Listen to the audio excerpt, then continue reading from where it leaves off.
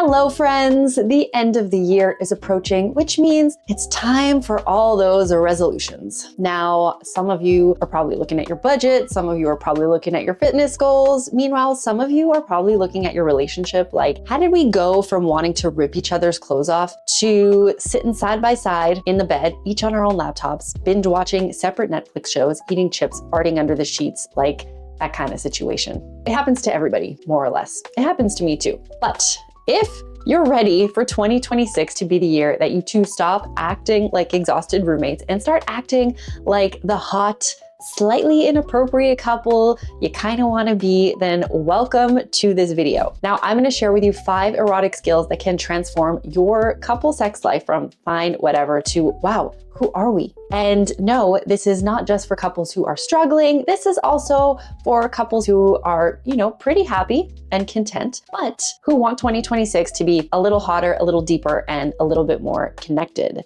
Now, I just want to preface and say that I am coming at you from a place of experience and not expertise, all right? For those of you who don't know me, hello, my name is Ali, and I'm a sex education student with the Sexual Health Alliance. And these are tips and tricks that I have actually been trying myself this year, more like end of the year, and hopefully spilling over into the new year. Because yeah, I am in a long-term relationship, and even though I'm quite happy in my couple, I feel like we need to spice things up a little bit. And there's no shame in saying that. Some of these things I've tried, and I've actually been quite surprised. You hear a lot of tips and tricks on the internet, and most of the time you're like, oh, pish posh. But I'm telling you, some of these actually work. And honestly, 2025 has been a year for me, all right. It's been a lot of ups and a lot of downs. But for the most part, I have been learning a lot about my sexuality and figuring out intimacy with my partner and discovering new ways to kick things up. I mean, if you look at some of my videos from 2 or 3 years ago, I had stories, all right, like wild, chaotic, did she really say that on YouTube stories? I used to talk about spontaneous sex and group sex like it was my full-time job. And now I talk a lot more about communication, intimacy, nervous system regulation, and scheduling sex like a responsible adult. Now, growth is beautiful, but sometimes it can be a little bit unsexy. But here's what I learned. You cannot just vibe your way into a great sex life, all right? Spontaneous sex is basically a unicorn. It's cute, but it doesn't actually exist. Before at the beginning, sometimes you feel like that spontaneity and you want to fuck all the time. But then over time, it becomes more responsive. You probably don't know what that means. I have a whole video about spontaneous and responsive desire. Check it out. Basically what I'm saying, if you want your relationship to look hot, feel connected, and worth having, I hate to break it to you, but you actually got to put effort in, like actual effort. So let's get started. The first one is setting the mood. Now, mood matters, all right? Not because sex needs to be fancy, but because your nervous system won't relax in an ugly, chaotic environment. So your 2026 homework is make a shared playlist. Music was never really a part of my sexual routine with my current partner, but recently, and thanks to some, experiences that I've had, I realized the power of music. I mean, we used to be really spontaneous sexually, so we didn't really need music, to set a vibe because we were the vibe. But now the environment really, really makes a difference in our mood. So we started carrying a little playlist, and honestly, it's been kind of fun because when a song pops up in the car or while we're out, one of us will be like, ooh, this is hot. Like, let's add this to our playlist. And it sets a mood. The other thing is get one new pair of sheets that are like sexy, nice sex sheets. I did buy new bedding this year. I bought linen bedding. Linen might not be the sexiest of sheets, but I love linen. And it just feels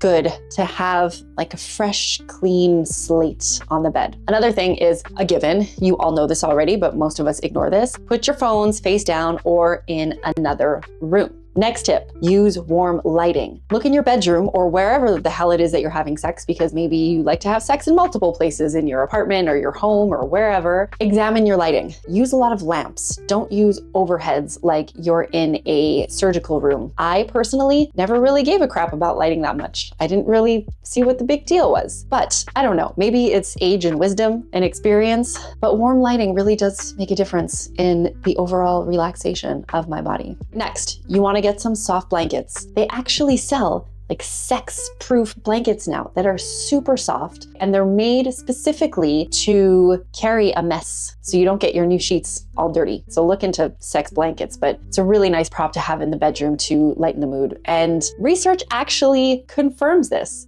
There was a study done from the Gotham Institute that showed that couples who intentionally build positive environments before intimacy, so things I mentioned like lighting, music, sensory comfort, report higher satisfaction and better emotional connections than couples who rely on spontaneous sex alone. Now, why? Because our nervous system decides if we feel safe enough for pleasure, not our genitals.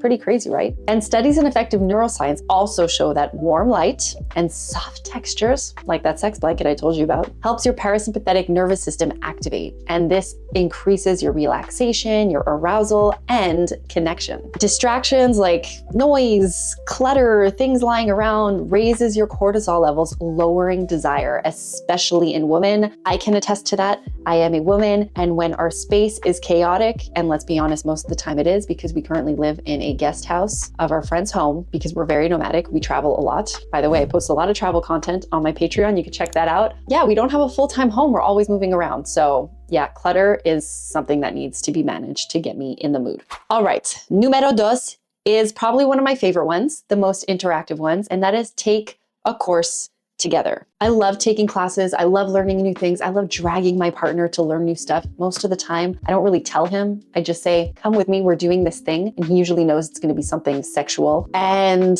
we always go with the same mindset. A, either we're gonna love it and learn something new. B, maybe we're gonna hate it and it's gonna be awkward and weird, but we'll have a good laugh and, you know, a good story to share afterwards. I've done in-person shibari classes. I've actually just finished a soft dom workshop in Paris. That was really fun. That was the most recent one I did. What else did we do? I can't remember now. Anyways, what I realized is that couples love each other, all right? You watching this, you're in a relationship, you love the other person. I hope so anyways. But you guys rarely actually learn anything new together. And again, I'm going to science, all right? Because there was a study done in the Archives of Sexual Behavior that showed that couples who engage in joint erotic learning, like workshops, classes, guided online content, experience significantly higher relationship satisfaction because it reduces performance pressure and builds this sexy shared erotic language. That just sounds hot. Now, this is exactly why in-person workshops, like I said, shibari, sub-dom workshops, things like that, they have an impact because the novelty plus the skill building activate your brain's dopamine reward system, making your partner feel new again. And just want to say, when you see the same person, AKA stimulus, over and over and over again, you get desensitized to it, you know? And when you start seeing them in a new light, things get activated in your body. It's fun seeing your partner in a new situation. Maybe you're used to seeing them at home all the time in sweatpants, but boom, you go to a workshop, all of a sudden they're like tied up in rope. They can't move. They're feeling different. They're feeling sexy. Like, it's a vibe, okay? It's a vibe. Trust me. And if you don't have access to in-person workshops, okay, because let's be honest, not everyone lives in an urban area. Well, there's the internet that exists because there are so many resources available online to help you learn these things. Now, this is where I'm going to talk about the sponsor of today's video, which is Beducated. I talk about them a lot, but honestly, this is genuinely something I believe couples, AKA you, should try, especially going to 2026. Also, it doesn't have to be couples. If you are single, you have friends, or you want to play alone, whatever it may be, this is also for you. So Beducated is the #1 online platform for sexual wellness and education. They have over 150 courses on things you didn't even know they made courses about. I'm talking about yoni massage, linga massage, how to have fun at a sex club, rough sex, kinky sex, so many different things. And what I love most about it is that they are explicit professional video tutorials, and they're all taught by some of the world's leading sexperts. But the videos show you exactly what you need to do. So a lot of this sex stuff, we are overwhelmed with, we hear about it, but no one's actually done it or seen it, or how are you gonna learn about this stuff if you're never exposed to it? But Beducated does such a good job at creating these tutorials where they show you exactly what you need to do with naked people, real naked people, all right, step by step. So it is a great resource for you to learn about your sexuality in a safe space at your own pace. Now, what they are doing this month, which is very cool, is they want to help you discover your personalized roadmap to sexual happiness for 2026. So they have a super fun quiz that is set up for you. You can click on the link below to take it, and it's going to ask you a bunch of super fun questions about your sexuality, what you're into, what you're not into, what you've tried, and they're going to give you some insight into how you can improve your sex and intimate life in 2026. So again, go click on that link. I am so excited for you to try it and to see what is in store for you next year when it comes to your sexual pleasure.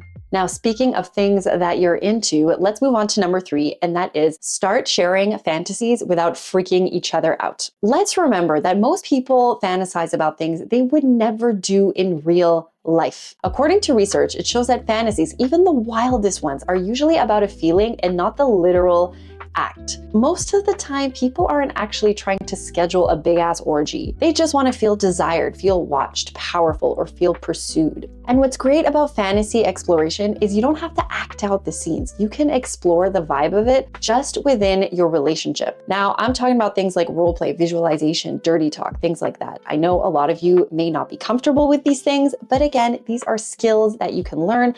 I've done a few videos where I talk about role playing, introducing stranger sex into your relationship through role play without having to actually fuck a stranger. And this is such a good opportunity to rediscover each other. You get to see your partner in a totally different light, and it can get quite spicy. I am a big fan of sharing fantasies. Just be mindful. For the fantasy sharer, you want to be mindful and maybe let the person know, look, this is not necessarily something that I want to act out. It's just something I think about and it sort of turns me on. I'm not sure why. And for the receiver, keep in mind that it's very vulnerable for someone to share a fantasy with you. So try to not knock them down, have an open mind, listen to them, because if they're sharing it with you, it probably means that, they feel safe to. And if you shoot them down, they probably will never share anything with you again. Keep those little tips in mind. But again, Beducated has great resources on how to share fantasies together. All right, moving on to number 4, the slow build. Arousal, not a speed running race. This is a really big one that I learned this year that I had a little bit of trouble conveying to my partner and just, how to communicate that. So here's the thing. If you think you're going slow, go slower, then slower again. That's where the best orgasms hide. This is especially important for people with clitorises. This is something, again, I have learned. My partner has always kind of been very like P in the V, and I had to learn how to communicate more to him that I need like a more of a buildup. Don't stick it in me right away. Tease me with the tip. Tease me with a tip. If you're going to take one lesson away from this video, I want you men to remember that. Tease her with your tip. You want her to start begging you to stick it inside of her, all right? Just don't do it. Tease her with it. Us women, we need at least 20 minutes of arousal and buildup and foreplay. I feel like we say that all the time on the internet, but people are just still like, 20 minutes? It sounds long, but yeah. That's what it is. Couples and just people in general underestimate the magic of stretching out the tension, which is probably the hottest part about sex for me anyways, is the sexual tension that you can build.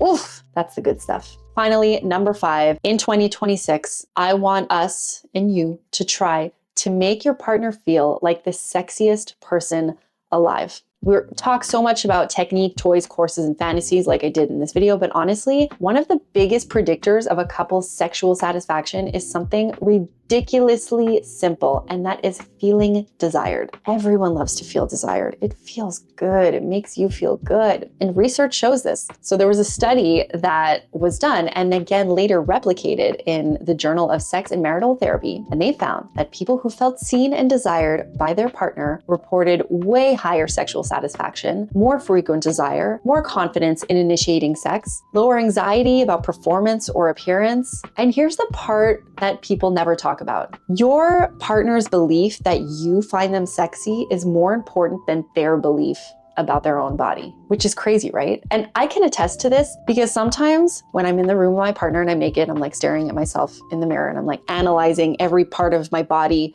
some parts that I like, but there are some parts that I don't like. And I turn to him and I say, do you find me sexy? And then he's like, yes, you are. I find you're so sexy. And I believe him all the time because he's made a good habit over the years to always make me feel desired, always tell me I'm beautiful. And I really appreciate that. And I feel like when he says that to me, I'm like, oh yeah, I'm sexy because he said I'm sexy.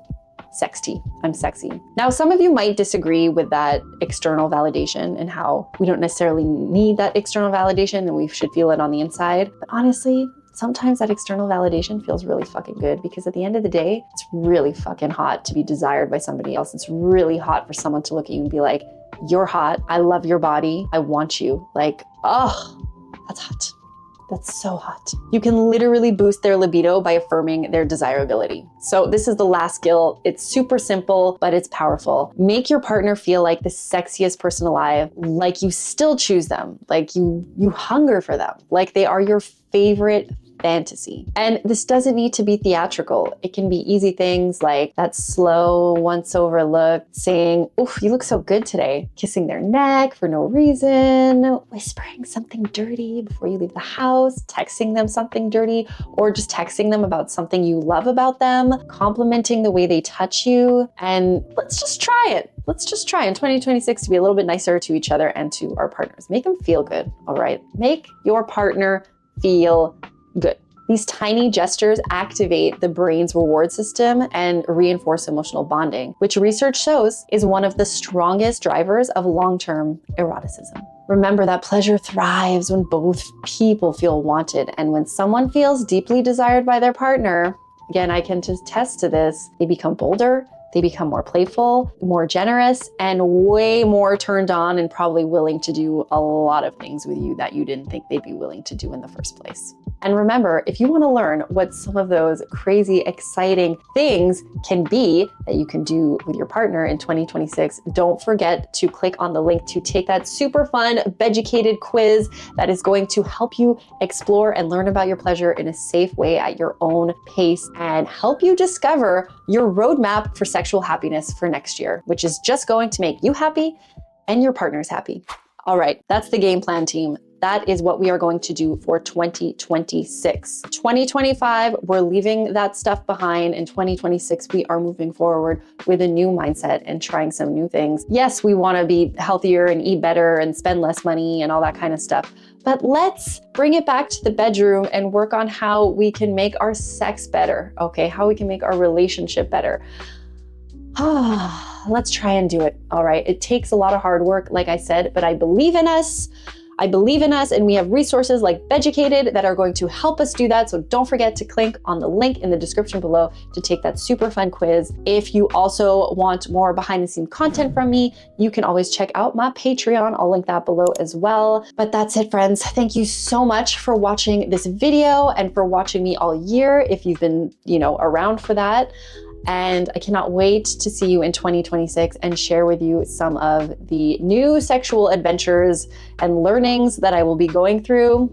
I still have a few I haven't told you about yet, so stay tuned for all that. And I appreciate all of you, and I'm wishing you the happiest of holidays.